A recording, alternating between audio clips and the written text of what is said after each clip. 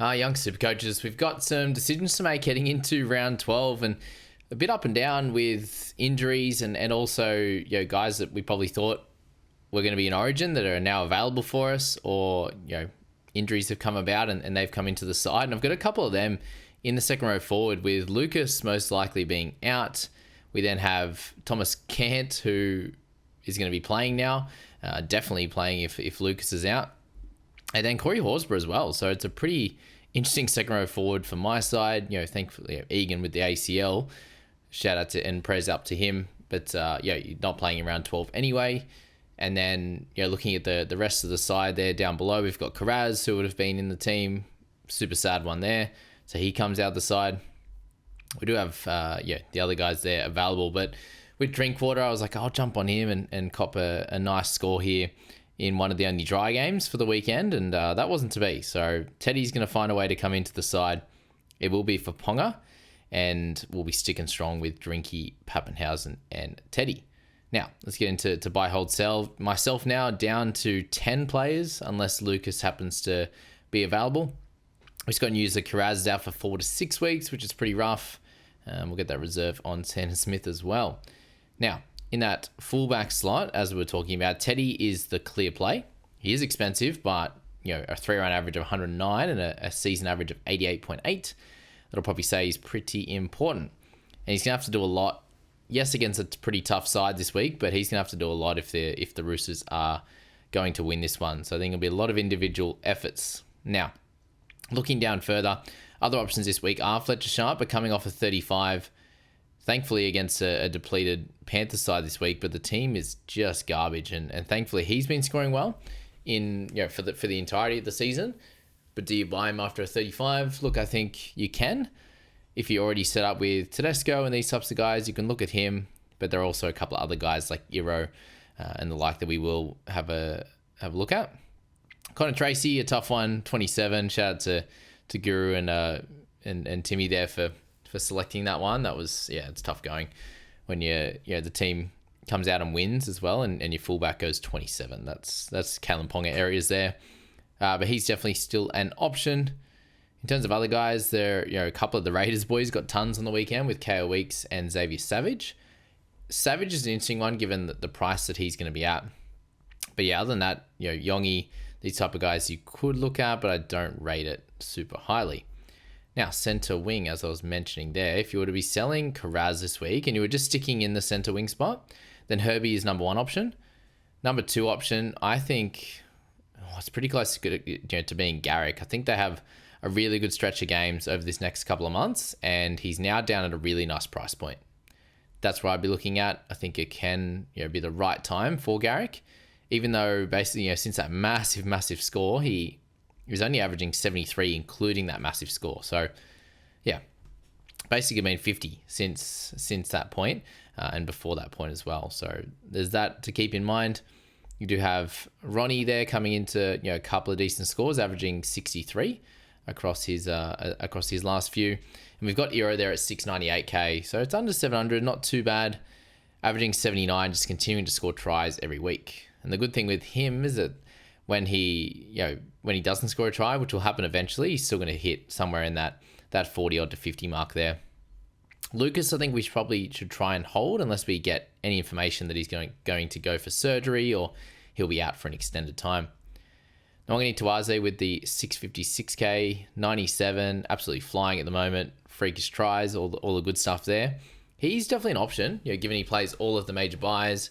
A little bit cheaper if you need to go down a little bit. You can't go to Fletcher, you can't go to Iro there, or Farnworth, and I think he's a fun one to have a look at.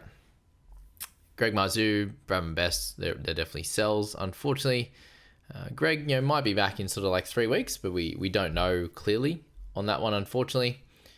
Looking down the line there, you do have a few of those Panthers guys playing, so if you have Jenkins, Alamotti, you're holding on tightly there. If you got Tamale, just keep playing him every week. You usually will get a 70 odd, and sometimes we'll get a low one like we saw last week. But again, guys like Timoko coming out and scoring really well last week. So it was all the outside backs, especially on that right-hand side for the Raiders, really dominated. And it's not going to happen every single week, but there will be weeks where it does occur.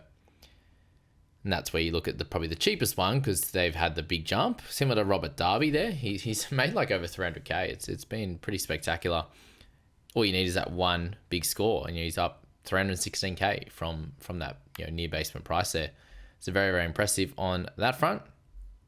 And where is the Savage? There he is. 385k at 124 in the rolling. So before then it was pretty grim. This 3-round average is 63 with a 124. Means there are 20s and 30s in that other couple of games and a 43.6 recent 5. So you could get lucky and get a couple of good weeks out of him, a couple of good price rises and sell into the mid 500s, or it goes the other way and it doesn't look super healthy and the scores aren't that great. There's definitely options either way on that one. Guys like Dewey, we spoke about you could sell, but they are available and at the moment it's probably selling the injured guys. And now that we know the news on Kraz, it is a correct sell. Let's go to 5/8. And a little fun pick, I would say, this week is actually going to be Matt Burton. So if you need to potentially get guys on your side that are a little bit cheaper, and that's something that I've looked at this week with Dewey an opportunity to go into the centers, and I personally have Kraz and Marzu. That's where I was like, well, I can improve that spot a bit if we happen to.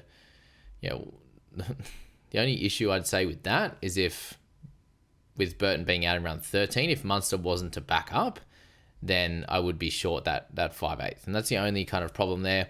We know Burton has some upside. He's got a good little schedule, apart from missing round 13, which is important to us here in Supercoach, a little bit more than it is in fantasy this year with needing 17 players. But it is 17 out of 26. So he's the interesting one. And then Dylan Brown as well.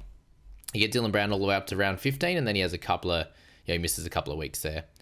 But he's, scoring pretty well. 65 across the year. He's almost back to where he started the season at. So that's, that's interesting in itself. If you've got Metcalf, I think you hold this week. Burton's lost a lot. He's at 529k. So looking at him as a pretty easy option, knowing that where he can be and what I thought he was going to be at the start of the season was more than him being 120k down. I thought he was going to improve on that.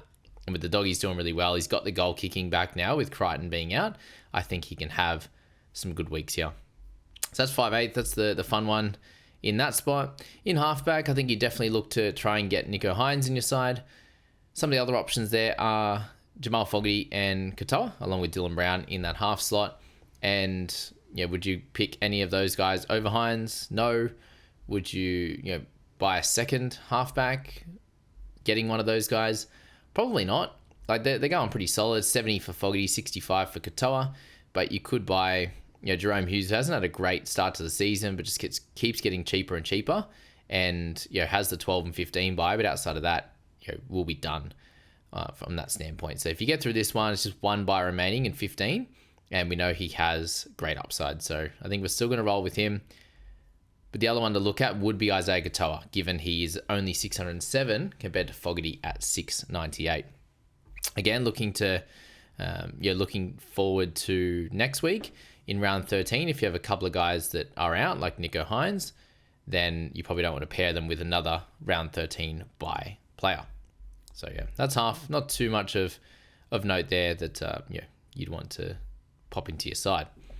Now the second row forward position. Egan's a sell, as we said. We'll try and hold off on Lucas. I've got Egan and Nicholson, along with Karaz and Greg Marzu in the side, which is just loving life at the moment with my team sitting at 10k. But second row forward position, all of the best scorers here, the best average guys, they're either on bye, in Origin, or they are injured.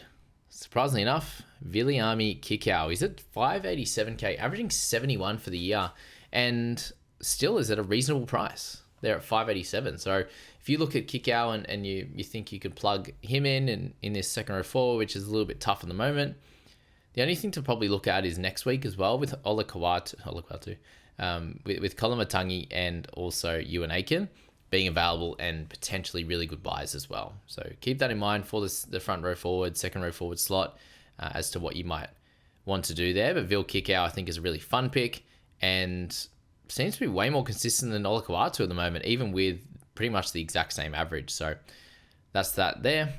Aaron Clark, he's a fun one that just continues to go up and just continues to score well. And now that we've got a couple of extra guys out in Fish and also Barnett, now he should continue to have really big minutes and go really well. So that's Clark. I don't know if I can buy him near 700, but he continues to score really well, almost averaging 80 the past 3 and exactly 80.4 over the last 5. So they're all options there. There's a lot of guys that have lost cash, but Colin Matangi coming into next week will be 612 and a very, very interesting option. McInnes, we'll still talk about him as a decent hooker option, along with Zach Docker-Clay, who I did end up buying last week. Kai Paul is very cheap as well at 553. You can pair him up with Hosking. The difference there with Kai and Hosking is that Kai plays 12 and 15. Hosking is misses 15 but plays 18 when Kai misses. So much of a muchness, but you get Kai for the couple in a row. And then, Nafahu White off to sell, unfortunately. That's my boat in fantasy right now. And Britton Nickera, 541k for him. Very cheap, not scoring very well. So I just think you avoid at this stage. And lower than that, no one of real note there. You got Katonga, you hold on to him. He's doing a good job. And we'll leave it there. A couple of the really good options are in front row forward. Now, AFB, Joe Tarpanay. They're the two guys. Now, the issue here is if you got Payne Haas, Terrell May, and you want Taps and AFB, that makes it hard. So maybe you do end up selecting one in the end. And you've got dual position guys, Horsburgh, Tino, these types of players there. I've got Simpkins, who's a non-player. He could just move to second row forward. That's fine if I got the both, but it also means I'm stacked 4 deep in the front row forward. So we'll see how it all works out this week. I'm cooking up some trades and we'll work it out. But Taps and Adam Fanua-Blake. I think Adam, given he's 56,000 less expensive, I think he's probably the play. But Tarpanay been extremely, extremely consistent right now. So both those guys are really good. I think Adam just takes the cake, given he's usually a better scorer in Supercoach. But Tarpanay's having an incredible start to the season. So that's probably where I'd lie there. Unfortunately, Max King will be out. He'll miss a couple of weeks in a row, which is tough. Lindsay Smith is there at 570. And there will be cheaper guys that pop up this week as potential options. As I said, the best one now would be Zach Docker-Clay. And there will be others that do come available. But, even with like Karaz being out, you'll see Blake Wilson come in. But, Stephen Crichton returns. Will return in round 14, so like whoever replaces at centre isn't going to be a great option there longer term. And front row forward, I think you really just want to go up to those big guys like Hamish Stewart. Another really good game for him, back-to-back good scores. What was it, 2 games ago? He scored the try into the 74 here, so a really good situation there. And we've got guys like Jazz Tavanga doing a really good job as well. So is he in front row forward? He's second row forward, isn't he? Jazz. Second row forward. I missed him. If you did want a cheaper guy, then Jazz would be the play. In second row forward, there he is, 422k. So 59 in this one, 56 final, previous 3 games, and just a really good price at 422. Has the dual with the hooker. If you want to get someone in that position, then that could work there with Gerbo out this week. It could be helpful here. He will play in 15. He will play in 18. So he's a cheaper guy that could slot in, do a job, help you gain certain players that you want at a more expensive price. So that's a fun one to have a look at there that I did forget to mention. So good work, Brain, for working. And then, they're really the two in the hooking slot. Like you've got Wade Egan, he's gone a bit cold. Could definitely buy him. He's a lot cheaper now, 534. McInnes is a safe option. And then you got Zach Docker-Clay, will play 12, 15, 18, which is helpful with holding Starling, who just continues to do well at a 60.7 there. I wouldn't change it. If you've got Starling, I'm glad I haven't had to make changes and moves in the hooking position. Brayley with a 55, which did include a try assist to AFB, I believe. Crazy. So this week, Sandon Smith, if you got him, just hold on steady. He had a good week last week. And Zach Docker-Clay did make 30k, and he should get a good score this week as well. So him and Jazz are the plays there, and Riley Smith, hopefully all good, and seemed like it was just a cork. So that's the buy, hold, sell, guys. Just have a quick update on on the private crew and where they're at there. 25th, I'm sitting there in that one. So shout out to Scoop, killing it in first. And then Matty, the Lunatics, at 491. Scoop's at 461. Jacob at 612. Jaden at 855. So the four guys there in the top 1,000 doing a cracking job. And then just a shout out to some of the podcasters out there. We got Matthew, the Terrace crew, in 24th. Chris with the C-Max in 32nd there.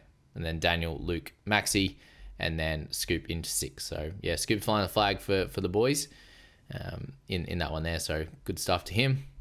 And as I kind of briefly mentioned there, I won a couple of my leagues. Did lose this one here, the Terrace crew with Matty. Good on him. But yeah, generally only a small move. Bit to do. My general thoughts in the squad is bringing in Teddy. I think we'll move Karaz, we'll move Marju, and in that way we'll bring in Burton. Dewey will come down. Teddy will come in for Ponga. And then I think AFB is likely to play. So that would be for Nicholson, I believe, just with the extra cash. And they're both out for a long time, so either way will be sweet. And that, I think that fits by about $40,000. And yeah, we'll just try and do as much as we can, improve on the rank, get ourselves back into the 9s and the 8,000s, and then give ourselves an opportunity to make some more in this buy period, get the best players on park and remove some of these injured guys that we're dealing with, and just continuing to build from there. So good. Wish me luck. I wish you guys luck, and we'll catch you in the next video, which will be back to the fantasy world.